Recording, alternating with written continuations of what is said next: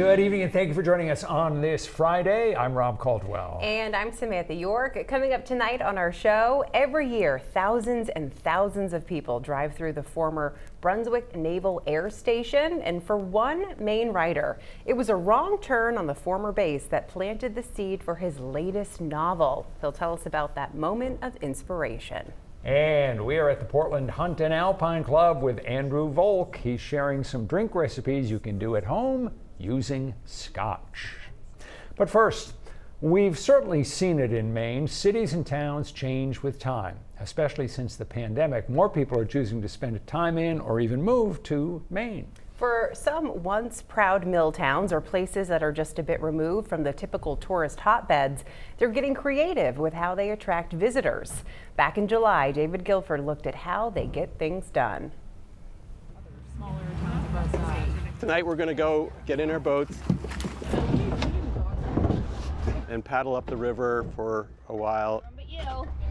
On a perfect July evening, I joined a group on a short canoe trip on the Presumpscot River, a waterway that for decades was polluted by industry. On this night, clear water and clear minds. Tranquility, just a few hundred feet from busy Westbrook. Most rivers are borders. They separate cities and towns, but for Westbrook it actually brings us together. Despite getting out in nature, this is a deliberate move to get people to stay a while in town. You can hear the concert a couple hundred feet away in downtown Westbrook. And yet as soon as you start paddling up the river, you will feel like you're far away from civilization. And I think that's really unique. The paddle is part of Westbrook's plans as a nationally accredited Main Street. There are hundreds across the U.S., 11 in Maine. Places like Belfast, Bath, Augusta, and Skowhegan. We'll also have an overhang out over the river about here. Not always the first towns a visitor to Maine thinks of. The National Main Street Center was founded more than 40 years ago in response to malls and to populations moving out of downtowns. The center gives support to towns looking to reshape how they preserve history and attract visitors. Many, like Westbrook, are former industrial hubs with a lot still to offer. Not everybody knows that when they come to Maine, and then they're like, wow, look at these old mill towns, the brick, the texture, and again, the walkability. They're often on rivers, they're often on the ocean. Nearly 4 million people visited Acadia National Park in 2024, and unless they took a boat, they probably drove through Ellsworth to get there. We've always been known as sort of a gateway community, gateway to Acadia. We like to think of ourselves now, today, as sort of like, the destination. Cara Romano directs Maine's newest accredited Main Street project. They are at the ground level. Thank you guys so much for coming. Of course. It's really weedy. Volunteers clean up the sidewalks. All of these pieces are up here. Art is highlighted. Residents will decide on what to make of this park. But enjoy it. Yeah. And they're working to finish a river walk. What residents want are definitely what visitors want. Visitors want an authentic experience, and so how do we focus and make those natural attributes shine? We keep what we love about the place while making room for more people to feel like they belong here. According to the Maine Downtown Center, for every $1 invested in one of these downtowns, the towns see a $23 return. They're economic engines, and they're important places to invest in, tell stories from. It takes buy-in from local government and residents, and grants help with a lot of the heavy lifting. Back in Westbrook, after paddling for a while, we stopped for a snack, provided by 4 local businesses. And then followed the water back under the full moon light. This was wonderful, and I hope everybody tries it. Among the canoers, Kelly and Mike Krieger are Mainers, but are new to Westbrook, essentially tourists in their own state. I was looking for things to do since we're new to the area, and I found this, and it just seemed like a lot of fun, and it did not disappoint. Give a tourist a lobster roll and they'll spend good money for a day. Give them a night like this and they might spend a lifetime. You know, I love the idea of working with what they already have there right off of Main Street, because if you think about bringing in like a new building or something, you've got zoning and this and that to deal with, but like that canoe ride out on the river. Right. So simple, so easy, great impact. And as David pointed out, so many of the old mill towns in Maine, they're mill towns because they were on rivers. Yeah. That's how they got the power to run the mills. And so those rivers are just great assets if you have access to them and fun things to do on them, as clearly they've done in more places, and it continues to grow. It's so cool to see. So in addition to the 11 accredited Main Streets, 21 Maine towns are working toward that status. And while these towns get help from these organizations, there are plenty of other people working to make their corner of Maine special. Coming up next on this Friday, how a drive through Brunswick, a beer, and a pizza all help to inspire Michael Koryta's latest novel.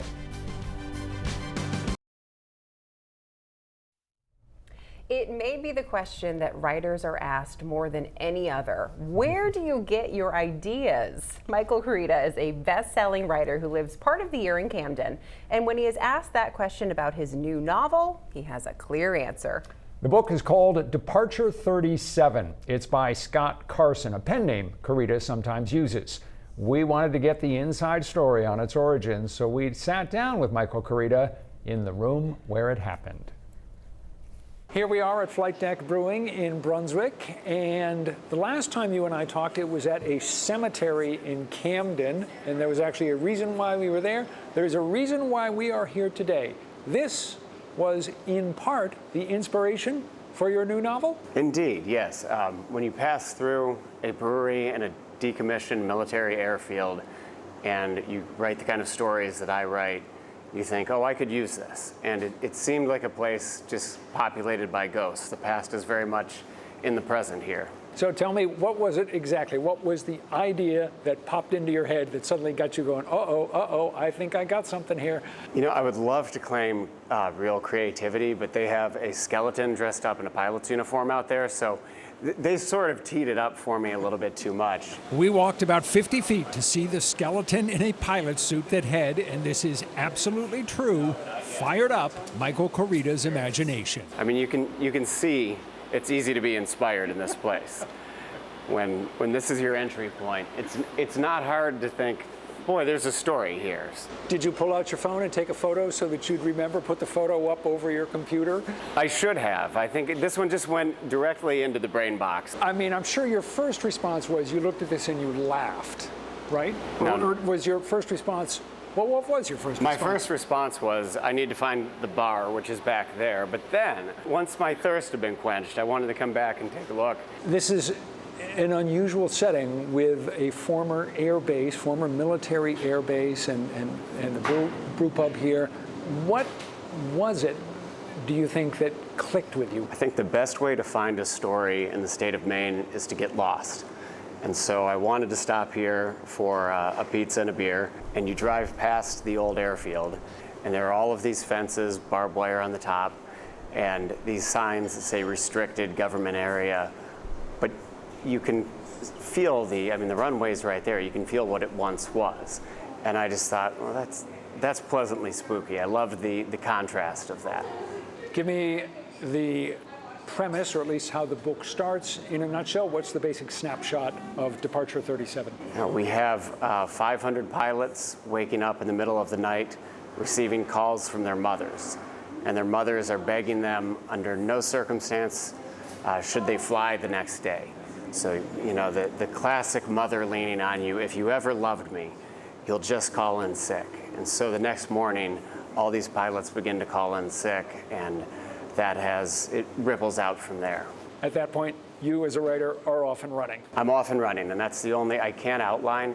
I would love to be able to, but I really just press play then, and if the story's any good, within about 25 or 30 pages, I usually know if it has legs.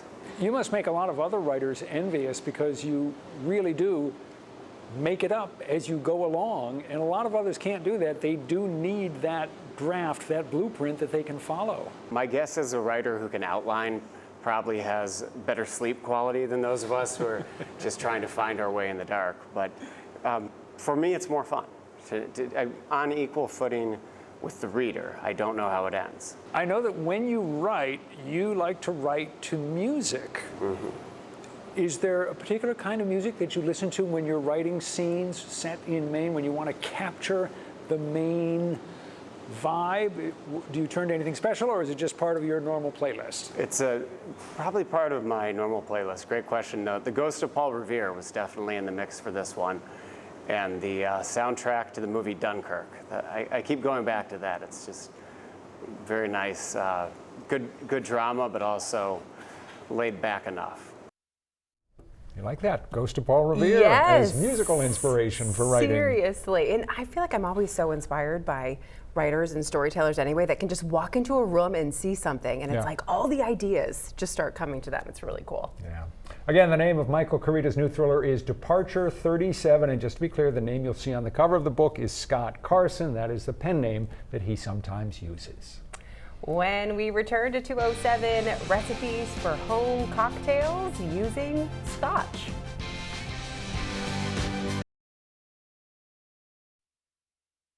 Whether you are looking for an easy cocktail recipe or just something tasty to sip on at home, the Portland Hunt Alpine Club has you covered. Andrew Volk is our bartender.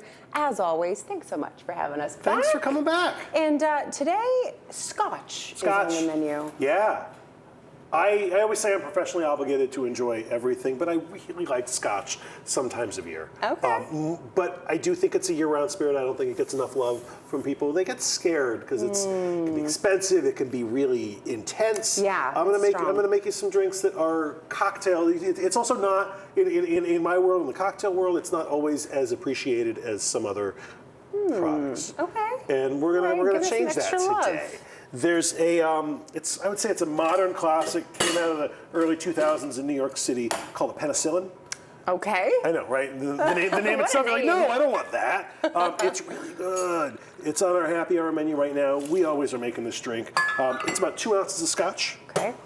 About 3/4 of an ounce of fresh lemon juice. We make a honey syrup, so it's honey, but it's just been added some water so we can pour it easily. We half an ounce of that. We also make a fresh ginger syrup. Oh, okay. We take ginger and sugar, we throw it into a blender, we strain out all the bits. Yeah. It's very easy, it's very straightforward. All that into a glass. All right. Here comes your favorite part.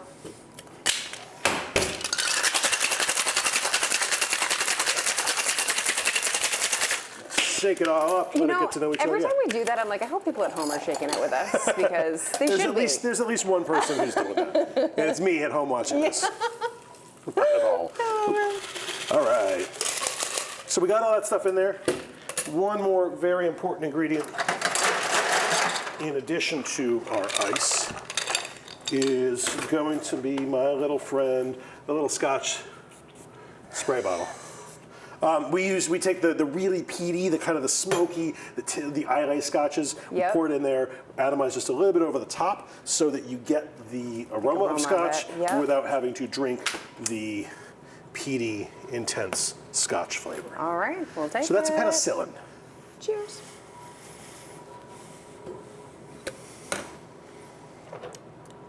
Refreshing. That is so That's good. really good. It's really good. And the aroma, like you said. The honey and the ginger plays really well with both the lemon and kind of the scotch, just the scotch notes there. That's good. Cheers. Thank you. You're welcome. The second drink we're going to make we call an Isle of Skye. This one is on our menu right now, and always happy to make it. It's using a Japanese-style scotch, which is to say it's going to be a little bit smoother, a little bit sweeter. Okay. And there's an ounce and a half of that. Using Pimm's. Pimm's is a English kind of bitters liqueur that is very mild and just has some really nice herbal notes to it. And some orange liqueur. And then just a little bit more, touch more sugar to this one. I was going to say, this one seems a little more bitter than... This one's a little bit more bitter. This one's more in the style of a Negroni or a Manhattan, a little bit stirred. A spoon. I'm going to stir that one up.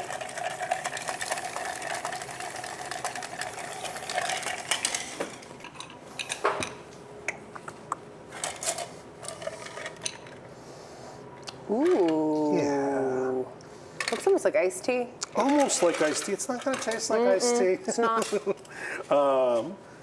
Grab that bottle again.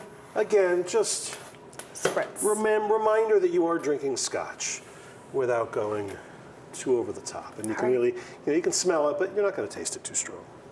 Cheers. Enjoy.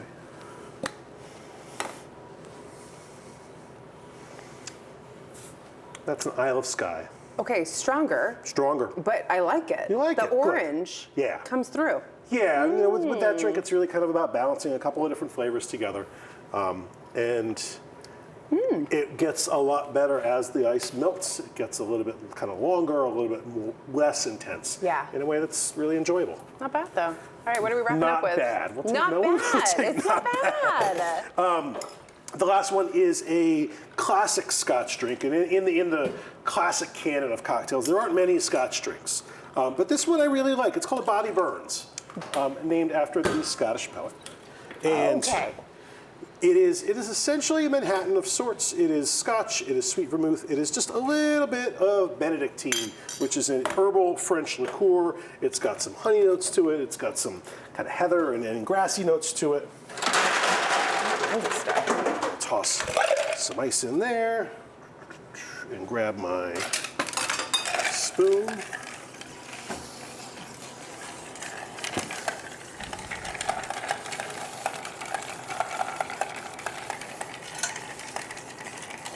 And this one is going to read very much like a Manhattan.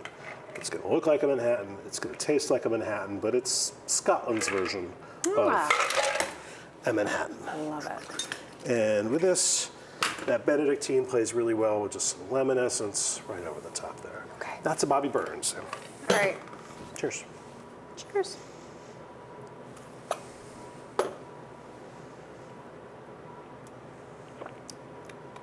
Whew. That one is strong.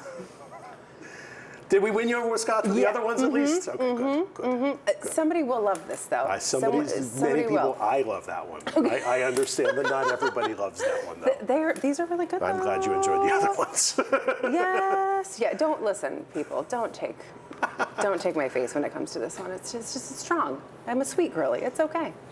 Andrew, thanks so much. Always a pleasure. Appreciate it. Thank you. If you want to learn how to make these drinks yourself, just head to the 207 section of our website or our app, and don't go anywhere. We've got more of our show for you right after this.